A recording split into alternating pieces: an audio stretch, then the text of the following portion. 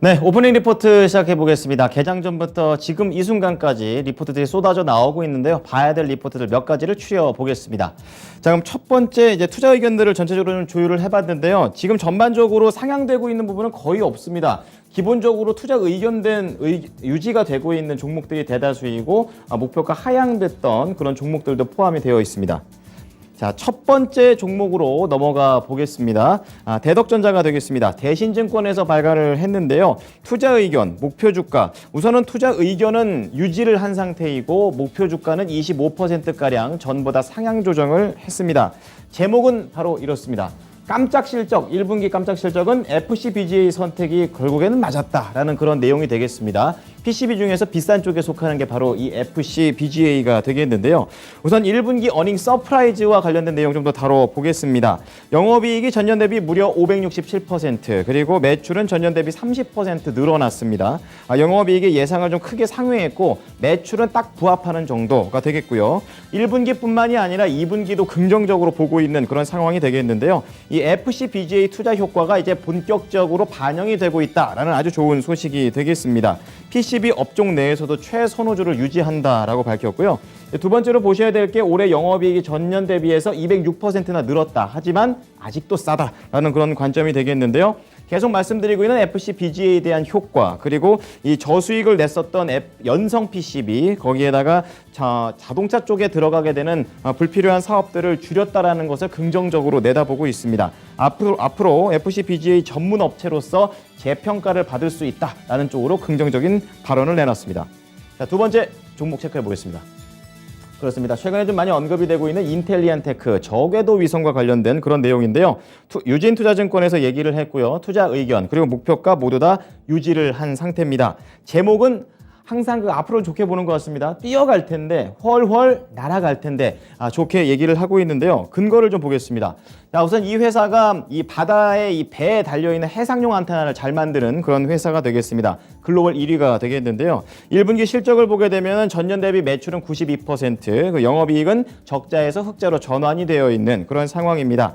자, 해상 안테나 원래 1분기 때는 비수기였었고 거기에 더해서 코로나 때문에 굉장히 고전을 면치 못했었습니다. 하지만 작년 하반기부터 미국을 필두로 해서 리오프닝에 대한 그런 분위기가 불어오게 되고 이러한 부분에 따라서 실질적으로 안테나 수요가 늘어났다라는 그런 내용을 얘기를 해주고 있고요. 여기에 더해서 저궤도 안테나 이성 매출이 좀 나오게 되면서 훨훨 날 수 있다는 전망까지 내고 있습니다.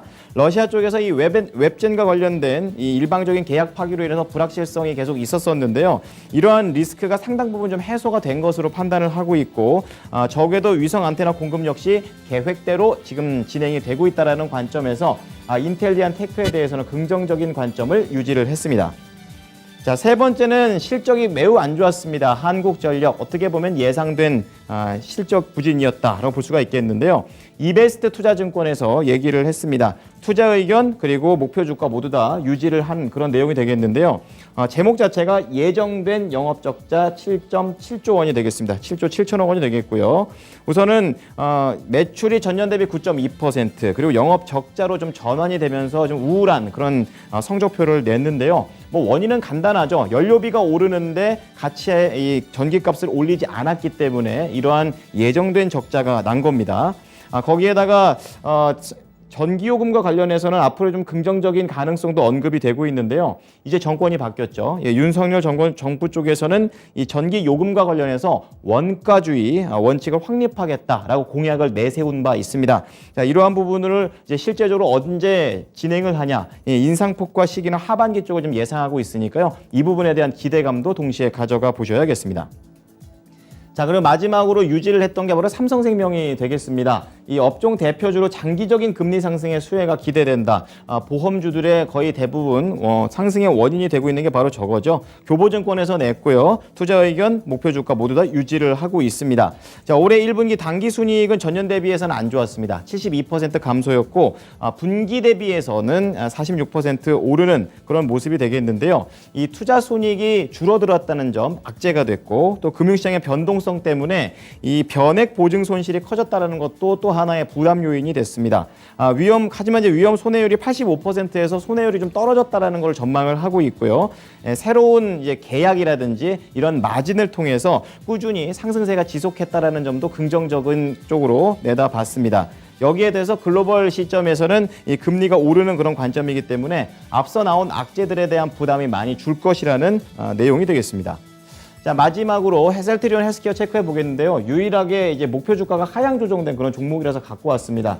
같은 가족이어도, 그러니까 헬셀트리온, 헬스케어, 그리고 제약 다를 수 있다. 이렇게 얘기를 했습니다. 신한금융투자 쪽에서 얘기를 했고요. 투자 의견은 유지, 그리고 목표 주가는 8만 원으로 하향 조정을 했습니다.